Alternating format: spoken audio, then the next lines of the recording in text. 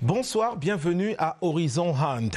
C'est votre session de débriefing des journées de la Coupe d'Afrique, la 24e de handball senior dames en cours au Cameroun avec le kick-off qui a eu lieu aujourd'hui. Kick-off plutôt porte-bonheur pour l'équipe nationale féminine du Cameroun qui empoche les premiers points de cette compétition et haut la main, se classant d'ailleurs première de son groupe suite à sa victoire face au Kenya, 40 contre 16, alors qu'en deuxième rencontre, celle qui s'est jouée d'ailleurs en levée de rideau, c'est la République démocratique du Congo qui a eu raison de l'équipe du Nigeria sur le score de 34 contre 16. Voilà les résultats de cette première journée. On va reparcourir tous les moments forts vécus au cours de cette journée. D'abord, le match du Cameroun avec cette victoire camerounaise. C'était sur le score de 40 contre 16. Et pour ce débriefing, la première livraison,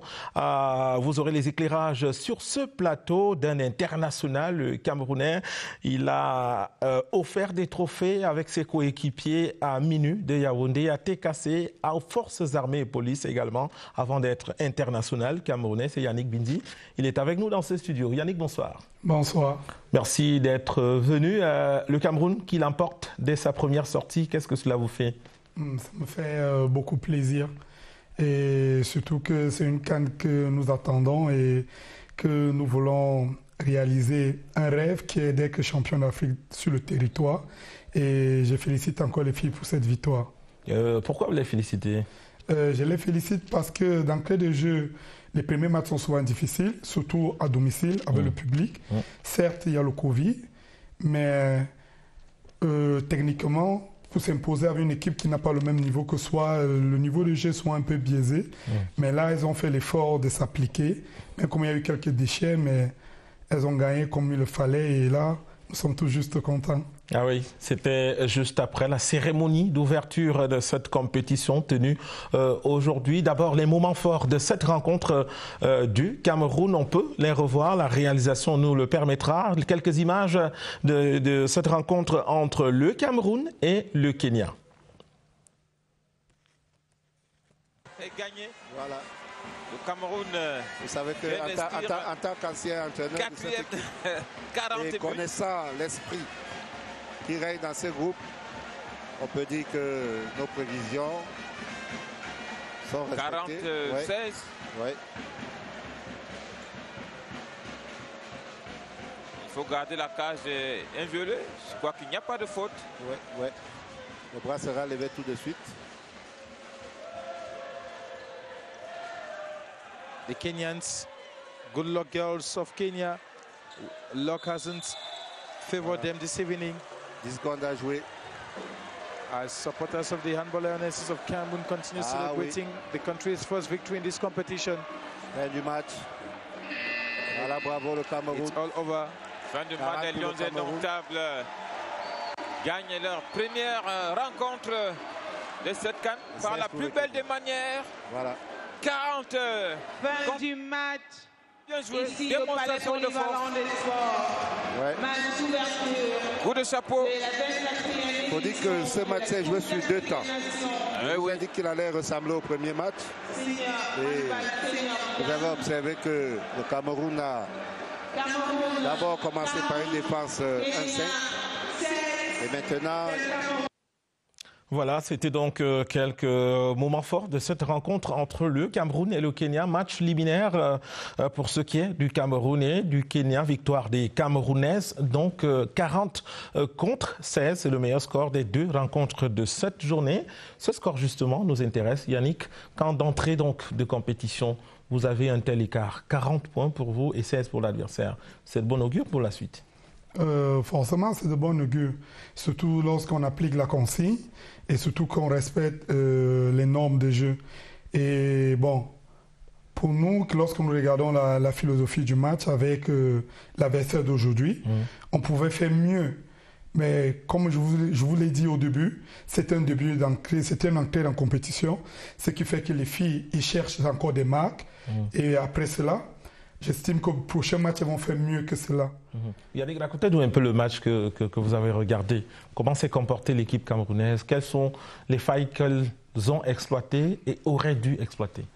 Notamment en début de match, il y a eu légèrement des précipitations.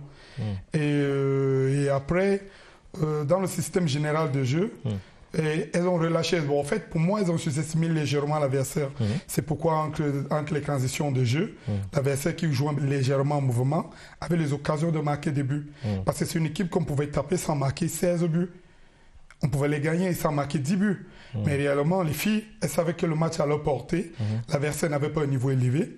Mais qu'est-ce qu'elles ont fait? Elles ont joué. Plus les cas montent, plus la déconsacration s'installe. Puisque lorsque tu mets une équipe de 15-20 buts, il y a les petites actions où tu n'es plus consacré et tu prends facilement un but derrière. Tout à fait, ça on l'a constaté. Il y avait un peu de déconcentration. Et puis la précipitation, elle voulait déjà jubiler d'avoir gagné le match que de rester, comme vous le disiez, concentré. Notamment en deuxième période, mais vers la fin, elles se sont quelque peu ressaisies quand même. Oui, parce qu'à ce moment, le staff technique les rappelle leur tâche. Du genre, c'est une compétition, mieux vous restez appliqué parce que devant, ça sera plus dur. Et c'est les détails qui font la différence dans une grande compétition. Une grande équipe, c'est une équipe qui est conquérante. Même si l'adversaire est faible, tu dois être conquérant. Plus tu es conquérant, plus tu installes tes marques, plus la compétition, même quand elle sera difficile, tu auras le mental et tu auras la force d'aller vers l'avant. Yannick, au cours de ce match, sans doute, il y a des joueuses qui sont sorties du lot. Malheureusement, on était déjà en train d'entrer dans ce studio pour engager cette émission. On n'a pas eu le temps de voir la joueuse qui a été désignée la meilleure de cette rencontre, mais il y a quand même eu des joueuses qui sortaient du lot. On a vu Yvette, on a vu Solé également. D'autres choses peut-être? Oui, on a vu Ebanga, Ebanga arrière droit, celle qui joue en France. Elle a fait un bon match. On a vu quelques jeunes qui se sont bien exprimés. Nous avons vu les anciennes comme Soleil, qui sont entrées en fin de match, qui ont imposé leur expérience, qui sont venus activer la défense, qui a permis qu'on marque beaucoup en contre-attaque. Nous avons Madi Fouan qui s'est exprimé bien vers la fin de match en montée de balle. Mais comme au début, ce n'était pas crossage au niveau des impacts, mais après, c'était bien. Nous avons Ateba qui a fait l'effort de se réaliser. Et bon, dans l'ensemble, pour moi, tout le monde était bien.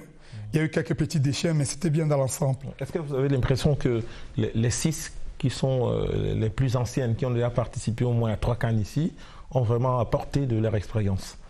Bien sûr. Parce que psychologiquement, elles apportent d'abord leur expérience. Parce que c'est elles qui vont d'abord vers l'avant. Et pour que les plus jeunes viennent prendre le match après. Et si elles s'expriment mieux dans le match, elles déroulent le match, les plus jeunes ont moins de pression. Si elles ne s'en sortent pas, les plus jeunes, ça sera difficile qu'elles prennent le match. Donc dans l'ensemble, celles qui sont les anciennes, qui ont plus d'expérience, amènent le groupe vers l'avant. Et actuellement, les anciennes font leur job. Et je félicite les plus petites. Parce que c'est difficile encore d'être petite et de jouer à domicile. Parce qu'avec chance que, bon, pour moi, le stade devait être encore plus grand avec le public. Mais malheureusement, nous sommes dans l'état Covid où on limite le nombre de places et tout. Et bon. Alors, quel a été l'impact de cette absence du public dans les gradins? Est-ce que ça joue pour ou contre l'équipe camerounaise? Dans les matchs décisifs, ça peut jouer contre l'équipe camerounaise. Parce que le public t'amène vers l'avant. Le public t'amène à dominer ta peur. Le public te motive. Le public te fait comprendre que tu n'es pas seul. Et pour cela, tu peux tout faire. C'est pourquoi on appelle souvent Dado que t'aimes le public. Au handball, c'est le 8e homme quand nous sommes 7 sur le terrain. Ah oui, tout à fait, c'est compris. Autant le 8e homme que les 7 qui étaient sur le terrain ont vécu avec satisfaction cette rencontre. Autant certains acteurs aussi se sont dit bien heureux d'avoir remporté cette première rencontre. On pouvait écouter ici d'abord la capitaine de cette équipe et aussi Serge Guebogo qui est le sélectionneur de l'équipe nationale sur leur satisfaction en rapport avec le résultat de cette journée. C'est vrai que ce résultat nous réconforte, oui, parce que justement, le but premier, c'est de gagner le match. Maintenant, la commission, par rapport à la meilleure joueuse, ce sont eux qui connaissent les critères sur lesquels ils se basent. Nous, notre but véritable, c'est de gagner ensemble. Donc, nous savons que la compétition est longue et nous savons aussi toutes les échéances qui nous attendent devant. Donc, cette victoire, elle est motivatrice pour nous et ça nous donne envie vraiment d'aller encore plus loin. Mais nous sommes déjà contents du résultat. C'était une entrée en compétition et dans notre pays, comme match d'ouverture, vous pouvez imaginer la pression et le stress qui en découlait. Il y a eu beaucoup de manquements, bien qu'on ait gagné la rencontre. Et nous sommes contents que ça ait commencé déjà et je pense que dans les matchs à venir, nous produirons un jeu meilleur que celui que nous avons produit aujourd'hui. Prochain adversaire, le Nigeria, jeudi soir. C'est un match que nous allons appréhender avec beaucoup plus de prudence. On a eu l'occasion de les voir jouer. Aujourd'hui, ça pourra aussi un peu orienter notre façon d'aborder ce match. Donc, je pense que là, nous avons toutes les pièces en main pour pallier aux différents adversaires à venir. Beaucoup de respect pour toutes les équipes qui sont arrivées parce que toutes sont valeureuses. Nous les avons observées et nous sommes convaincus qu'ils nous ont aussi observés. Nous allons essayer de travailler dans le sens de contrecarrer toutes leurs forces que nous allons pouvoir déceler dans notre travail de stratégie. Suivi Serge Guebogo et la capitaine qui sont allés au-delà de la simple réaction après la victoire d'aujourd'hui. Et on a suivi tout à l'heure, Yannick, on a suivi Serge Guebogo, qu'il vous rejoignait, qu'il y a eu quelques manquements, quelques déchets. C'était lesquels, si vous nous les rappeliez? Au niveau du tir, parce que là, nous avons raté à 6 mètres. Contre une équipe comme le Kenya, c'est pas bien pour les gens qui vont être prétendants au titre. Parce que là, nous voulons être prétendants au titre. Donc, arrivé au 6 mètres, nous devons marquer. Normalement, dans le handball moderne, on appelle ça les buts faciles. Chaque fois qu'une grande équipe arrive face au gardien, ils doivent augmenter leur pourcentage de réussite. C'est ce qui va faire la différence dans les grands matchs. Mais si tu les rates au petit match, les grands matchs seront plus difficiles. Parce que tu vas trouver des gardiens d'envergure ou des grands gardiens, au moins qu'ils ne vont pas prendre n'importe quel but. C'est pourquoi là, elles auraient pu hacher leur jeu à ce niveau. Et au niveau aussi technique, nous avons eu des petites pertes de balles sur réception, balles sorties. Dans les grandes équipes, ça n'existe pas. Même certes, il y en a, mais à un pourcentage très faible. Mais aujourd'hui, certes, on a gagné, mais c'était légèrement un peu haché. Mais bon, comme je vous ai dit, c'est encore en compétition. On ne peut pas les juger dessus. On leur demande juste d'être plus concentrés pour l'avenir, pour essayer d'améliorer ces plans pour que demain, ça soit meilleur. Tout à fait. Et en deuxième partie de ces réactions, tout à l'heure, on l'a entendu de Serge Guebogo, c'était déjà des projections vers la deuxième journée en ce qui concerne le Cameroun. Le Cameroun, justement, sera face au Nigeria. Un Nigeria qui, aujourd'hui, a perdu son match en inscrivant 16 buts uniquement et en encaissant 34. Est-ce qu'il faut craindre le Nigeria? Notamment, on ne peut pas craindre le Nigeria. Par rapport au classement africain en handball, le Nigeria n'est pas proche de nous. Parce que nous connaissons déjà les équipes phares que nous devons affronter. Nous sommes dans une poule qui n'est pas vraiment difficile. On sait que nous allons passer. Bon, maintenant, pour passer à la première place, c'est le match qu'on attend. Le match contre le Nigeria, c'est un autre match d'application pour voir si les filles sont plus concentrées, pour préparer le match décisif. Parce que le Nigeria, c'est une équipe qui joue. Mais certes, à aucun niveau, ils ne sont pas proches de nous. Donc, je considère le Nigeria sensiblement comme le Kenya au niveau du jeu. Mais les choses, Yannick, peuvent avoir évolué entre deux Coupes d'Afrique des Nations. Vous avez quand même vu ce Nigeria à l'œuvre aujourd'hui. Il n'y a pas d'amélioration, il n'y a rien à craindre? Non, on ne peut pas craindre. Le match contre le Nigeria, c'est pas forcément un grand match. C'est un match d'application. Mais on va pas aller dans la tête qu'on a gagné le match. C'est ce qui dérange souvent la consécration du jeu, des joueurs et du jeu. Donc en réalité, quand un match comme on va jouer le Nigeria jeudi, les filles doivent aller bien concentrées. C'est sur le terrain qu'on gagne. On ne gagne pas les matchs avant. Excusez-moi de le dire que c'est un match facile. C'est à cause du classement. Si tu es 100e, je suis 4e africain. Normalement, sur le terrain, la hiérarchie est respectée. Voilà pourquoi l'Angola s'impose toujours. Oui, c'est pourquoi l'Angola s'impose. Et les équipes qui titillent les Angola, l'Angola, c'est les équipes qui sont forcément dans les 5 majeurs africains. Si tu es en dessous, tu vas prendre de l'eau. Donc, l'hierarchie dans le handball reste toujours. Donc, qu'est-ce qu'il faudrait pour jeudi prochain, les filles? Qu'est-ce qu'elles devraient faire pour gagner, peut-être avec la manière comme aujourd'hui aussi? Oui, qu'est-ce qu'elles vont faire? Elles vont faire l'effort de diminuer les manquements comme aujourd'hui, être encore plus concentrées. Et là, le match sera à notre portée, largement à notre portée. D'accord. Yannick, je reviendrai à vous tout à l'heure. D'abord, petit détour par les machines pour indiquer que la cérémonie avant le match Cameroun-Kenya qui a commencé à 18h, 1 heure de temps plus tôt, il y a eu la cérémonie d'ouverture de cette compétition, cérémonie d'ouverture qui était présidée par le ministre Henri Eyebe, ici représentant personnel du chef de l'État, le président Paul Biya, et il y avait certes la présence du ministre des Sports et de l'Éducation physique, du colonel Hamad Kalkaba Malboum, président du Comité national olympique et sportif, d'autres membres du gouvernement et plusieurs personnalités du mouvement sportif. Mais il y a surtout cette cérémonie d'ouverture très colorée à travers laquelle on a présenté les aires culturelles du Cameroun avec quelques spécificités de la culture. À côté du sport, il y a aussi cette culture, une culture qui est vendue au cours des événements comme celle-ci. On vous permet de revoir quelques images, de revivre quelques images de cette cérémonie d'ouverture.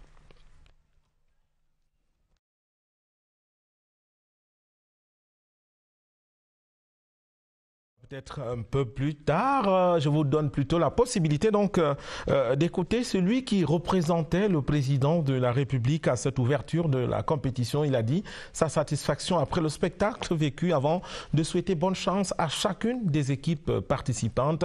On écoute le ministre Henri Eyebe ici.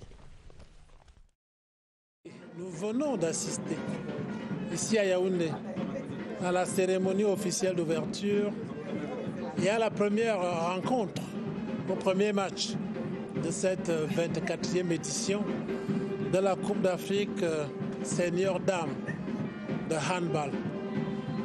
C'est un grand moment, c'est un grand événement qui honore le Cameroun. Cameroun qui est un grand pays de sport, comme on le sait. Et bien entendu, c'est un grand événement qui honore par-dessus tout l'artisan suprême de la promotion du sport au niveau national et dans toutes les disciplines, son Excellence Paul Biya, président de la République, chef de l'État. Il a bien voulu me réserver l'ainsi honneur d'être son représentant personnel pour ce premier temps fort de ce rendez-vous continental, rendez-vous sportif au niveau continental, ici à Yaoundé au Cameroun. Je voudrais lui exprimer ici, humblement, ma déférente gratitude et en son nom, je voudrais souhaiter à toutes les délégations présentes, celles qui sont venues ici au Cameroun, un excellent séjour dans notre pays. Je voudrais souhaiter aux différentes équipes en compétition un esprit de fair play pour que triomphe à travers cette compétition de haut niveau la recherche permanente à la fois de la performance sportive et de l'excellence comportementale. C'est ainsi que pourra se poursuivre à travers le sport et présentement cette discipline sportive qu'est le handball, le brassage des populations dans notre grand continent, l'Afrique. Encore une fois, je voudrais, au-delà de ce match, et plus globalement pour toute cette compétition, je voudrais dire et nous disons à tous bienvenue au Cameroun et à chacun des compétiteurs, à chacune des équipes, bonne chance et que le meilleur gagne. Henri Eyebe ici qui met donc la balle au centre pour toutes les équipes participantes. C'était le représentant du président de la République Paul Biya à cette ouverture de compétition, ouverture de la 24e édition de la Coupe d'Afrique des Nations seniors de handball féminin. Eh bien, le Cameroun, on l'a dit, a réussi son entrée et on l'a entendu dans le mot du représentant du président de la République tout à l'heure, Yannick, saluer la prestation des Camerounaises qui a été bonne. Maintenant, je voudrais que vous nous le disiez, vous qui avez une expérience d'international, aussi bien en club, quand vous jouez les coupes des clubs sur le continent, quand vous jouez aussi avec l'équipe nationale, quand vous avez vos autorités près de vous qui vous suivent comme ça, et qu'on vous dise que le président de la République, lui aussi, est en train de suivre votre compétition, C'est une pression ou bien cela vous galvanise? Naturellement, ça nous galvanise. Ça nous fait plaisir de savoir que le chef d'État nous encourage et qu'il est autour de nous, étant représenté. Et pour chaque joueur, ça lui donne encore plus de force et t'amène ça t'amène à te dépasser. Parce que là, nous sommes à domicile. Tu sais que tous les Camerounais ont les yeux braqués sur vous. Tout le monde attend vos résultats. Le gouvernement vous accompagne. Et à ce moment, certes, ça vous met la pression, mais certes, ça vous donne aussi de la force. Trahissez-nous un peu les coulisses. Qu'est-ce qu'elles peuvent bien se dire dans les vestiaires entre filles? Bon, dans les vestiaires, le mot qui va toujours, les filles consacrées, il faut qu'on gagne. Les filles, il faut qu'on gagne. Et là, le coach qui vient toujours, les filles, rappelez-vous de vos tâches, consacrez et ne vous mettez pas la pression. Certes, il y a le public, mais restez dans vos éléments. C'est ce qui fait un peu les coulisses des vestiaires. Et maintenant, lorsque vous êtes en déplacement, si de hautes autorités comme celle-ci vous manquent, vous avez moins de pression? Bien sûr. Les hautes autorités nous manquent, mais là, ça nous donne moins de pression. Parce que la plupart du temps, on est représenté par le représentant du ministre, l'ambassadeur sur place. Et certes, il y a le public, parce qu'il y a les Camerounais partout dans le monde, mais on a moins de pression. Parce que là-bas, nous sommes en terre étrangère. Et là, on se dit, les matchs, ça se voit au pays, mais ça ne se voit pas en direct. On va rien te dire directement. Mais là, actuellement, quand tu joues là, on te regarde. On te dit, va de l'avant, c'est pas bon, courage, et tout ça, ça te met la pression. Et c'est ce qui fait que beaucoup de filles là, si elles ne sont pas fortes mentalement, elles vont te jeter 2 ou 4 ballons avant de revenir dans le match. Elles craquent un moment avant de retrouver la concentration. Bien sûr. La concentration, cela a certainement manqué au Nigeria en ouverture réelle de cette compétition. Match qui s'est joué à 14h. C'était le Nigeria qui recevait la République démocratique du Congo. C'est le deuxième pays, celui proche de l'Afrique centrale par la droite, qui a remporté la rencontre 34-16. Le Nigeria qui perd donc son premier match. On vous propose de revivre les moments forts de cette rencontre. Ça permet à l'équipe de la RDC de faire des contres et d'aller en contre-attaque, marquer les buts. Et même sur attaque placée, elle réussit à trouver des solutions dans la défense du Nigeria. Et puis il y a aussi des joueurs congolais, il y a des forces individuelles, oui, les joueurs qui sont capables de créer n'est-ce pas, l'étincelle, comme Mwasé ça. Et il y a aussi Kondilari. Voilà, il y a Pina Logan. Pina Logan has been very instrumental. Elle est pour le moment parmi les meilleures buteuses là, de cette première mi-temps. On va revoir un peu les temps forts avant de remettre l'antenne au centre de production de Mbala 2. Les meilleurs moments de ce match avec des buts à l'appel du Congo. Il faut voir comment le Congo orchestre ses attaques. Je crois que le Congo met à profit ses contres. Oui, mais il faut dire que la deuxième mi-temps sera autre, hein, parce que... On a vu une défense congolaise en difficulté face à quelques attaques du Nigeria. Ouais. Ah oui.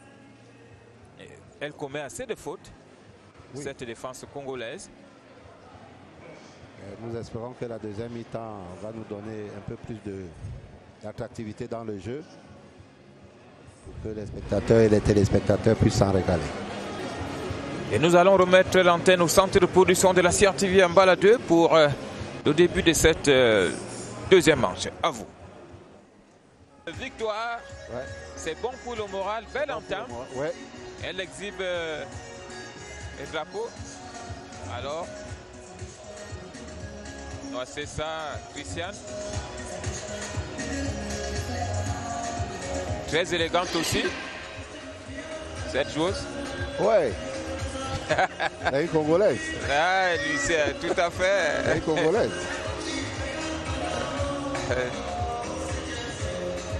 Et on continue de revivre ces belles images. On va revoir un peu les temps forts de cette rencontre, les meilleurs moments avec des buts de part et d'autre. Alors, il faut admirer l'organisation, la préparation de cette lutte. Oui, oui. Regardez la qualité, regardez la prise de balle des Noirs, c'est ça. C'est une équipe qui a pris le temps de préparer son jeu. C'est pour ça qu'ils sont allés au mondial. Alors nous croyons que dans les jours qui viennent, il y aura une forte opposition face à la République du Cameroun. Ah oui, ce sera un beau match. Oui, c'est un match à ne pas manquer. Parce que ce match qualifie pour la première place du groupe. Those were the key moments of the match here, with most of the goals scored, especially for Nigeria during the last half of the match, with the Congolese who dominated the match from start to finish, creating or widening the gap in terms of a goals difference between them and Nigeria. They have so far secured their first victory in this competition. Alors, et la particularité des meilleurs moments, c'est qu'on revoit pratiquement tous les buts. Oui, ben, c'est une prouesse, c'est une nouvelle technologie. Ah oui? Il faut féliciter la CRTV pour cette... Le réalisateur, la réalisation. La réalisation pour cette Joséphine Mangfou et Séraphin Kakouan qui sont à la manette pour faire vivre aux téléspectateurs cette belle rencontre. Et voici, moi c'est ça, regardez la qualité de frappe, le déplacement, l'anticipation. Et ça compte en handball. Le handball, c'est pas seulement le but, c'est comment on s'y prend pour inscrire un but. Voilà, le déplacement, les appuis au sol, la prise de balle et la puissance de la frappe. Merci DJ. À votre attention, s'il vous plaît. Et nous allons... Et c'est donc sur ces belles images que nous allons remettre l'antenne au centre de production de la CRTV Mbala 2. En attendant la deuxième rencontre ici à 18h et d'abord entre le Cameroun et le Kenya. Et bien avant, comme vous le dites, Michel. Voilà, justement, on a vécu jusqu'à la fin cette domination de bout en bout de la République démocratique du Congo face au Nigeria. Yannick, vous aussi, la République démocratique du Congo s'impose, certes, mais là, il y a que cette victoire est portée par une seule joueuse qui a d'ailleurs été désignée la meilleure joueuse du match. Bien sûr. Tout le monde la connaît bien sur le plan africain au niveau du handball, même sur le plan mondial. Moi, si ça, c'est l'une des grandes joueuses congolaises. Actuellement, moi, je pourrais dire peut-être de tous les temps, parce que même au championnat du monde, elle est toujours meilleure joueuse du match. Pour nous, ce n'est pas une surprise. Donc, les qualités qu'elle a beaucoup de qualités. Elle est athlétique, elle va haut, elle est puissante, elle est technique. Bon, à la limite, on peut dire que c'est un garçon manqué, avec tout ce talent qui est autour d'elle. Donc, dans l'équipe du Congo, c'est une pièce maîtresse. Pour nous, ça ne nous surprend pas qu'elle soit sortie homme du match, mais on la félicite pour la suite. Mais il y a peut-être à expliquer, Yannick, on a vu là, c'est le Congo qui l'emporte, et normal qu'elle soit désignée meilleure joueuse du match. Mais lors du match, Cameroun-Kenya, c'est plutôt une joueuse kenyane qui est désignée meilleure joueuse. Pourquoi ? Là, moi, techniquement, je vais vous parler du fair play. Le Kenya ne participe pas beaucoup aux compétitions africaines. Et notamment sur le plan africain, son plus grand titre est les 6e places au Jeux africains en 1987. C'est le classement le plus élevé que le Kenya a eu. Le reste du temps, le Kenya est souvent dernier. Au dernier Jeux africains, ils sont sortis 10e. Et maintenant, lorsque tu as une joueuse qui sort du lot dans ce genre de match où l'écart est tellement grand et elle a fait l'effort de porter son équipe, c'est normalement qu'on lui donne le titre de meilleure joueuse. Ah oui, ça on comprend. C'est pour encourager le Kenya à continuer de participer, à améliorer son ranking africain. Bien sûr, bien sûr. Ça c'est compris. C'est compris. C'est très bien. Mais en même temps, dans cette équipe du Nigeria qui évoluait tout à l'heure, il y a une joueuse du nom de Ekani. Vous le disiez en off tout à l'heure, elle est camerounaise. Mais elle a préféré jouer pour le Nigeria. Bien sûr. Une joueuse connue aussi. Oui, joueuse connue dans le championnat camerounais. Et là, Elle s'est déplacée, elle est allée au Nigeria, elle s'est installée. Et forcément, elle a joué au championnat là-bas. Elle a développé des qualités. Et bon... On lui a attribué une nationalité sportive, celle du Nigeria. Et du coup, elle défend les couleurs du Nigeria dans cette compétition. Bien sûr. C'est un plaisir de voir que le Cameroun est représenté. Et comment pourrait se sentir Ikani jeudi prochain dans ce match Cameroun-Nigeria? Bon, j'ai dit, elle sera contente de croiser ses frères et ses sœurs en tant que public et joueuse. Oui. Et pour elle, c'est une fierté aussi d'affronter le Cameroun. Parce que là, on va dire, jouer contre le Cameroun qui est sa patrie. Cela demeure, c'est sa patrie. Oui, ça va demeurer sa patrie. Ça fait vraiment un boum au cœur. Et elle aura envie de montrer que non, où elle est partie.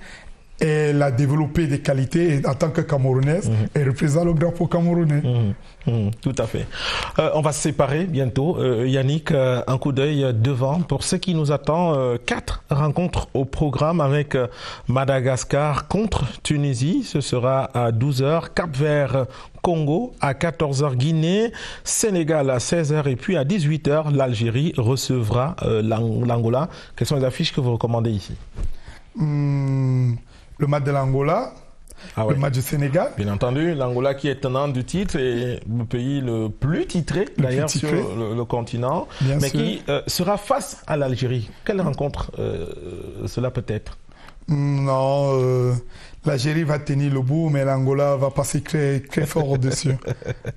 Vous donnez l'Angola favori déjà? L'Angola super favori. Alors l'autre match, celui qui vient juste avant, c'est à 16h, c'est Guinée-Sénégal, et là qui peut tenir le bon bout?